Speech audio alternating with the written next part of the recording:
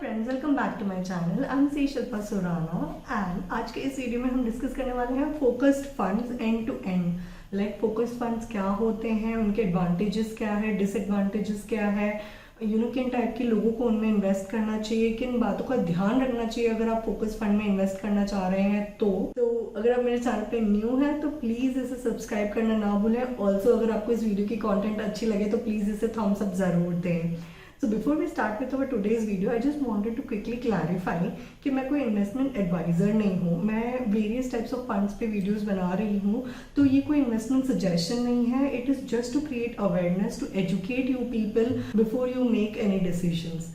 तो चलिए स्टार्ट करते हैं आज के वीडियो से। और आज का टॉपिक है फोकस्ड फंड्स। ओके, तो जब आप यूजुअली कोई म्यूचुअल फंड में इन्वेस्ट करते हैं तो आप लोग देखते होंगे कि ऑलमोस्ट ऑल उनके पोर्टफोलियो में 60 to 70 टाइप्स के स्टॉक्स होते हैं। तो कभी कभी क्या आप ये सोचते हो कि यार म्यूचुअल फंड मैनेजर इतना कैसे मैनेज कर सकता होगा, how is he able to track so many stocks at a time. I mean अगर डाइवर्सिफिकेशन ज़्यादा मिलता है विद 60 to 70 स्टॉक्स, तो चांसेस भी तो हैं कि देखो 60 to 70 स्टॉक्स सारे के सारे तो अच्छा करने नहीं वाले।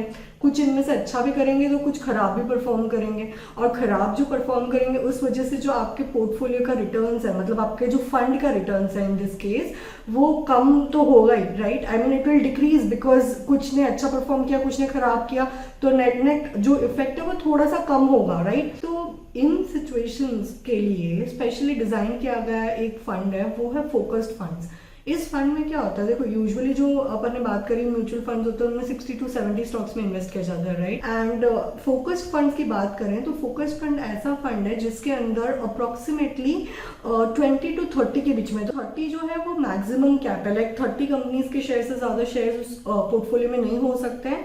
एंड बिटवीन 20 to 30 आपको यूजुअली हर फंड्स में दिखेंगे। ओके, तो क्या होता है, ये एक स्पेशल फंड क्यूरेट किया गया है जिसके अंदर एक पोर्टफोलियो मैनेजर या फिर आप एक फंड मैनेजर कह लो in this particular case, with his business acumen and with his intellect, he choose picks 30 stocks out of the total stocks that are available, जो उसको लगता है कि अच्छा परफॉर्म करेंगे as compare to others, right. तो उसका एम क्या होता है, his aim is to get the market beating returns. तो उसको इंश्योर करना है कि ये 30 स्टॉक्स जो है वो अच्छा परफॉर्म करे, राइट। तो बिफोर चूजिंग दिस 30 स्टॉक्स वो अपनी पूरी जी जान लगा देता होगा, लाइक बिकॉज उसका एम है उसका फंड वर्क करे, राइट। तो उसके लिए ही यूजेस हिज इंटेलेक्ट, अपनी पूरी अच्छी खासी रिसर्च इन्वॉल्व रहती है before he choose picks this 30 stocks for his funds, right. Focus fund का ये एक सोचने वाला बात है कि अगर उन 30 में से किसी ने भी धोखा दिया तो फिर तो रिटर्न्स के लग जाने हैं बेटा।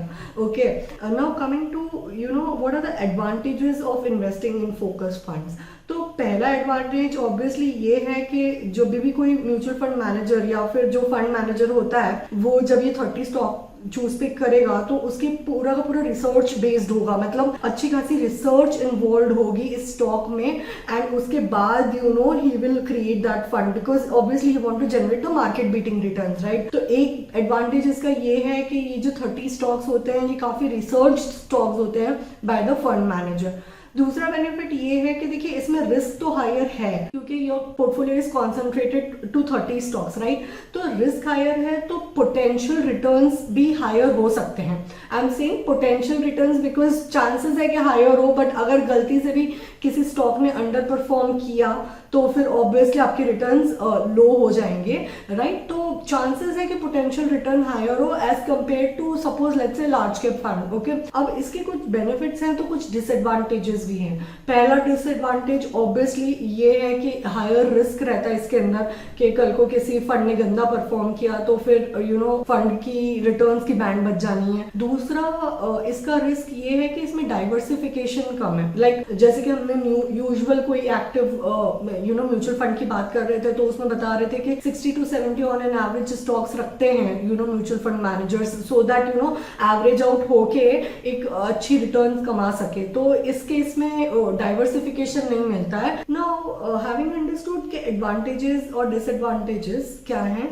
नाउ लेट्स सी किन टाइप के लोगों को फोकस फंड में इन्वेस्ट करना चाहिए। तो आप अगर मेरा पर्सनल ओपिनियन देखें तो मुझे लगता है कि जो एक न्यू बिगिनर होता है, मतलब जो अभी इन्वेस्टमेंट के वर्ल्ड में आया है, he should stay away from focus fund. Focus funds जो होते हैं ये क्यूरेटेड पोर्टफोलियोज जो होते हैं, जो जिनको इन्वेस्टमेंट की थोड़ी अच्छी नॉलेज है, मतलब मैं ऐसे नहीं कह रही एकदम मास्टर है इन्वेस्टिंग में, पर एक उनको सब्सटैंशियल अमाउंट ऑफ पीरियड हो चुका है मार्केट के अंदर, उन टाइप के लोगों के लिए होता है फोकस फंड। क्योंकि फोकस फंड में रिस्क ज्यादा होता है, राइट। अगर एक बिगिनर ही शुरू के लेवल में इतना रिस्क ले ले और गलती से भी उसका फंड परफॉर्म ना कर पाया, मतलब फॉर व्हाटसोएवर रीजन उसके अंदर का एक आधा स्टॉक बेकार परफॉर्म कर गया और रिटर्न्स लो हो गए, तो that person can get demotivated from the whole mutual fund concept itself and he would try to stay away from that investment option. इसके लिए मैं कह रही हूँ कि एक जो यूजुअल लाइक बिगिनर है इस फील्ड में, रादर देन देम जो एक जिनको एक थोड़ा टाइम हो चुका है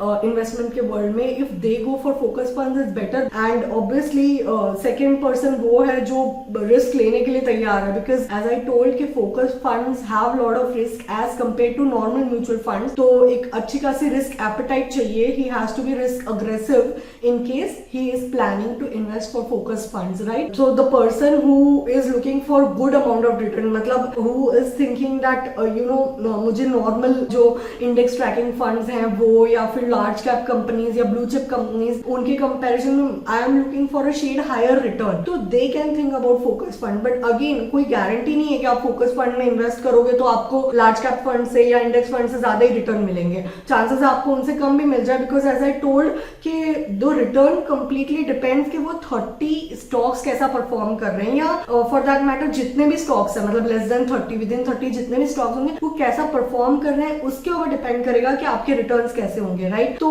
आई होप यू हैव अंडरस्टूड कि किन टाइप के लोगों को इनमें इन्वेस्ट करना चाहिए। तो पहला है कि beginner should stay away, mostly ये जो एक एक्सपीरियंस पर्सन है उसके लिए है। दूसरा है कि अगर आपकी रिस्क एपेटाइट अच्छी है, if you are risk aggressive you can think of this fund. तीसरा है कि रिस्क अग्रेसिव के साथ साथ who are looking for a shade higher return as compare to normal active mutual fund like a large cap और blue chip और index. तो इनसे कंपैरिजन में जो हायर रिटर्न देख रहे हैं और जिनको एक क्यूरेटेड पोर्टफोलियो चाहिए लाइक प्रॉपर फॉर देमसेल्व्स, तो they can think about focus funds. तो I hope you have understood कि किन टाइप के लोगों को फोकस फंड पे फोकस करना चाहिए, right. Now having understood that, let's see कि किन बातों का ध्यान रखना चाहिए if you are planning to buy a focus fund. तो first and foremost guys, I feel कि you should pay proper attention to the fund manager, because focus fund जो है ना वो पूरा fund manager का खेल है। तो एक अच्छा फंड मैनेजर चूज कीजिए एंड उसके फंड में इन्वेस्ट कीजिए, because obviously the chances of getting good returns from that fund manager will be more. तो उस फंड मैनेजर की हिस्ट्री कैसी है, उसका बैकग्राउंड क्या है, वो सब देखिए before you plan to invest in focus fund, because आपका कंप्लीट रिटर्न उसकी स्किल्स और उसके अक्यूमेंट पे डिपेंडेंट है, राइट। तो ensure that you choose a good fund manager. तो फंड मैनेजर की हिस्ट्री जरूर से चेक कीजिए in case of focus fund. तो उसके अलावा तो बाकी सब चीजें जो नॉर्मली मैं अपने बाकी वीडियोस में भी बताती हूँ, like you know look for some ratios like standard deviation, beta, alpha etcetera. Other than that you look into कि उसने अपने बेंचमार्क के अगेंस्ट कैसा परफॉर्म किया है, अपनी कैटेगरी एवरेज के अगेंस्ट कैसा परफॉर्म किया है। फंड की ट्रैकेबल हिस्ट्री तो है ना, एकदम रिलेटिवली न्यू फंड के लिए मत जाइए दोस्तों। जस्ट ट्राई टू सी कि वो फंड थोड़ा पुराना हो कि you can see substantial amount of period कि उस फंड ने कैसे रिटर्न्स जनरेट करके दिए हैं, राइट। एंड उसके अलावा तो ऑफ कोर्स आप अपने फाइनेंशियल गोल्स के साथ अलाइन कीजिए। अगर आप इस फंड को लेना चाह रहे हैं तो अपना टाइम हॉराइजन चेक कीजिए, बिकॉज ये फंड्स कोई शॉर्ट टर्म पीरियड के लिए, मतलब आप 2-3 साल 4 साल के लिए सोच रहे हैं तो ये सारे फंड्स अवॉइड कीजिए। These are for long term periods like 7 years to 10 years या मोर, मतलब उस रेंज के फंड्स हैं।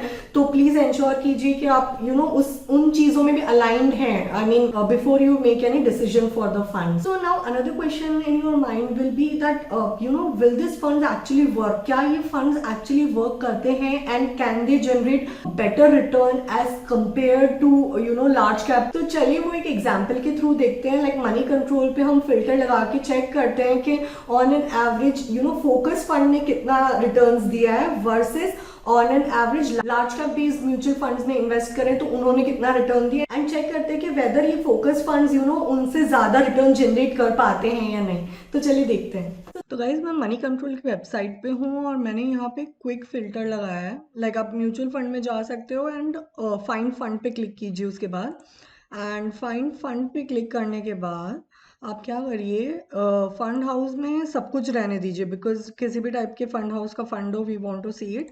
फंड कैटेगरी में जाके मैं सिलेक्ट कर रही हूँ स्पेसिफिकली फोकस फंड, एंड मैं अप्लाई फिल्टर कर दूंगी। एंड उसके बाद ये जो फंड रैंक एंड रेशियोज उस पर क्लिक कीजिए और मैं सिलेक्ट ऑल रैंक्स कर लूँगी, ठीक है, अप्लाई फिल्टर। तो मुझे ऑन एन एवरेज देखना है, मतलब खराब फंड भी हो तो भी मुझे एक बार देखना है कि रिटर्न कम से कम और ज़्यादा से ज़्यादा कितना मिल रहा है, राइट, फोकस फंड्स में। एंड अब मैं क्या करूँगी, यहाँ पे पॉइंट टू पॉइंट रिटर्न पे चली जाऊँगी और मैं लास्ट 10 ईयर्स का रिटर्न चेक कर रही हूँ। मतलब मैं क्या करूँगी कि मैं फोकस फंड के लास्ट 10 ईयर्स का रिटर्न कंपेयर करने वाली हूँ लार्ज कैप फंड के लास्ट 10 ईयर के रिटर्न से। तो यहाँ पे मैं डेट सिलेक्ट कर लेती हूँ 2010, तो ऑलमोस्ट 11 ईयर्स हो गया एक्चुअली। अब मैं यहाँ पे रेगुलर प्लान सिलेक्ट कर रही हूँ क्योंकि है ना, जो डायरेक्ट प्लान्स का कॉन्सेप्ट है ना वो रिलेटिवली न्यू है। रेगुलर प्लान में आपको पास्ट 10 to 11 ईयर्स का डेटा मिल जाएगा, डायरेक्ट प्लान इतने पुराने नहीं है। वो आई थिंक 2016 के अंदर शायद ये कॉन्सेप्ट आया था, तो फिर ये रिटर्न्स आपको तब से ही मिलेंगे। तो मुझे 10 ईयर का डेटा चाहिए, इसके लिए मैंने रेगुलर प्लान सिलेक्ट कर लिया। ओके, अब अगर मैं ये रिटर्न्स को है ना सॉर्ट कर लेती हूँ, तो आप देखिए कि फोकस फंड के जो रिटर्न्स हैं पास्ट 10 ईयर्स के कम से कम 9.10% जनरेट किया है, एंड ज़्यादा से ज़्यादा 17.19 तक भी गया है, right, on an average. So this is annualise return, मतलब 10 ईयर्स का केगर है ये, compounded annual growth rate. Okay, तो 10 ईयर्स में ऑन एन एवरेज अच्छे से अच्छे फंड ने 17.19% भी दिया, एंड कम से कम फंड ने जो जनरेट किया रिटर्न वो 9.10 किया, राइट। अब मैं सेम चीज लार्ज कैप के लिए भी चेक कर लेती हूँ। तो मैं वही मनी कंट्रोल पे गई, म्यूचुअल फंड में जाके फाइंड फंड पे क्लिक किया, एंड अभी फंड हाउस में सब कुछ रहने दिया। फंड कैटेगरी में मैंने लार्ज कैप फंड सिलेक्ट किया है, एंड बाकी सब चीजें जैसे मैंने पहले पिछले वाले स्क्रीन पे दिखाई थी वैसे ही की है। ओके, अब यहाँ पे अगेन मैं 10 ईयर्स का रिटर्न देख रही हूँ, एंड अगर ये सॉर्टेड रिटर्न्स आप देखें तो कम से कम जो जनरेट किया है 10.82, वहां पे हमने क्या देखा था, कम से कम 9.10, एंड यहाँ पे ज्यादा से ज्यादा रिटर्न कितने हैं, 10 ईयर्स के केगर रिटर्न्स है 15.73, और यहाँ पे कितने थे 17.19। तो देखिए यू कैन सी कि अगर पोर्टफोलियो प्रॉपरली क्यूरेटेड हो तो focused fund large cap fund से ज्यादा रिटर्न जनरेट कर सकते हैं। बट अगेन ये पूरा का पूरा खेल है फंड मैनेजर के स्किल सेट का। ओके, अगर गलती से भी कोई फंड्स ऐसे आते हैं जो नॉन परफॉर्मिंग हो जाए या जो एक्सपेक्टेड वे में रिटर्न्स ना जनरेट कर पाए, तो ये वाले returns will go for toss, and then I don't know आप किस कैटेगरी में जाएंगे। तो वो वाली रिस्क हमेशा रहती है। सो अगर आप मेरा थॉट प्रोसेस देखें तो मुझे क्या लगता है कि ये जो फोकस फंड होते हैं ना, ये एक्चुअली में हमारे जैसे कॉमन मैन होते हैं ना, उनके लिए जो पीएमएस सर्विस होती है, जो पोर्टफोलियो मैनेजमेंट सर्विस होती है, वो है। Like why I am saying so is, portfolio management service में क्या होता है, फंड मैनेजर स्पेशली आपके लिए डिजाइन करते हैं आपका पोर्टफोलियो, एंड उसके अंदर वो चूज पिक करते हैं stock with proper research and everything, right.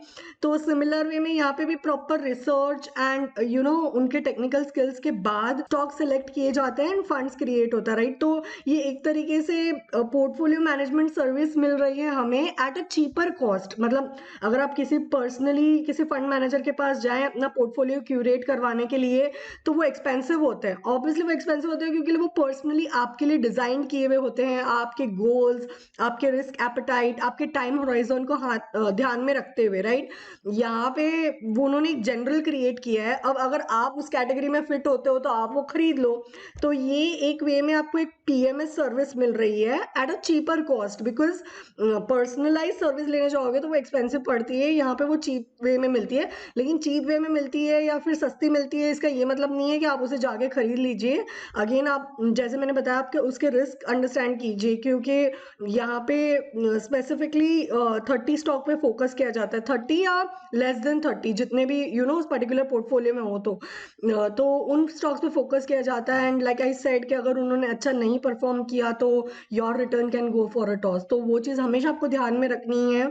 सस्ती पीएमएस सर्विस है तो जाके ले मत लीजिए, बट प्लीज अपना रिसर्च और अपना एनालिसिस कीजिए एंड फिर ये डिटरमाइन कीजिए कि whether you want to go for focus funds और not, right. So guys I hope आपको ये फोकस फंड का कॉन्सेप्ट समझ में आ रहा है, उसके एडवांटेजेस डिसएडवांटेजेस, किन टाइप के लोगों को उनके लिए ऑप्ट करना चाहिए वगैरह वगैरह, एंड वेदर वो वर्क कर रहे हैं या नहीं कर रहे हैं। तो ये सब चीजें समझ में आ रही है, तो प्लीज आप एक इन्फॉर्म डिसीजन लीजिए नेक्स्ट टाइम जब भी आप एक फोकस फंड खरीदने का सोचते हैं। तो that's all guys from my side. I hope आपको ये वीडियो अच्छी लगी हो एंड यू नो ये वीडियो आपको एक इन्फॉर्म डिसीजन लेने में हेल्प करें। अगर आप मेरे चैनल पे न्यू है तो प्लीज इसे सब्सक्राइब करना ना भूलें। ऑल्सो अगर आपको ये वीडियो की कंटेंट अच्छी लगी हो तो इसे थम्स अप जरूर दें। ये वीडियो आपको कैसी लगी प्लीज मुझे कमेंट सेक्शन में बताइए। I will see you in my next video. Till then stay home, stay safe, bye.